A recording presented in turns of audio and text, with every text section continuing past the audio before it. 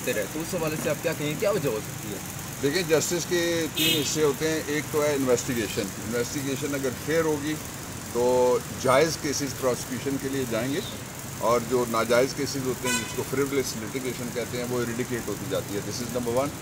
دوسرا پھر اس کا پروسیکیوشن کے بعد آتا ہے جو ٹرائل کورٹس ہیں، وہاں پہ اگر دباؤ نہ ہو، وہاں ٹریننگ ٹھیک ہو اور وہاں وکیلوں کی طرف سے اسسٹنس بھی ٹھیک ہو تو ظاہر ہے ہم امپروو کر سکتے ہیں.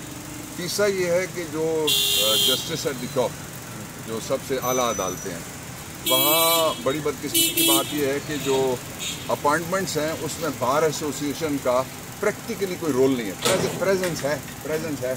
میں وہ لا منسٹر ہوں جو پہلا تھا جو بار کی طرف سے جا کے ایز اے وکیل اس میں بیٹھا، اور اٹارنی جنرل اس وقت جسٹس انوار تھے میرے ساتھ.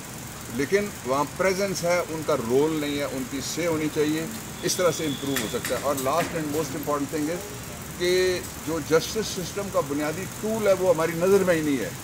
مثلا یہ آپ ایک انجمن بہبودی مریضاں بنا لیں پولی کلینک کی، اس میں مریض ممبر ہی نہ ہو، اس کو پتہ ہی کوئی نہ ہو، اس میں ڈاکٹر بیٹھے ہوئے ہیں، اس میں ڈی جی ہیلتھ بیٹھ جائے تب بھی کچھ نہیں ہونا.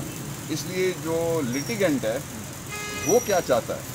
وہ ایکسپیڈیشیس ڈسپوزل چاہتا ہے، وہ انصاف چاہتا ہے، وہ چاہتا ہے کہ ججمنٹس امپلیمنٹ ہو. اب یہ ہو گیا ہے نیچے والے کئی جج ہیں، وہ آپ نے سامنے دیکھا ابھی ہوا کہ وہ ہائی کورٹ کی بات نہیں مانتے. ہائی کورٹ والے جو ہیں وہ کہتے ہیں سپریم کورٹ، اس کو وہ سپریم کورٹ والی ججمنٹ آتی ہے اس کو کوئی اور نہیں مانتا. آپ کو لگتا ہے کہ انڈیا کی ترقی کا راز جو ہے وہ جسٹس سسٹم بہتر ہونا پاکستان کو؟ نہیں، انڈیا تو ابھی ترقی کر رہا ہے نا.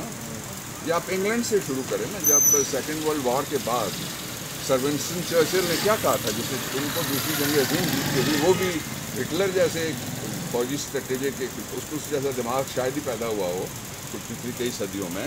اس سے جیتنے کے بعد اس کو کہا گیا کہ ہمارا کیا بنے گا، ہر اینٹ کے اوپر، لنڈن کے اوپر جو جہاز آتے ہیں فائرنگ کریں اس کو کہتے ہیں ایگلز اوور لنڈن، شاید ہی کوئی اینٹ بچی ہو.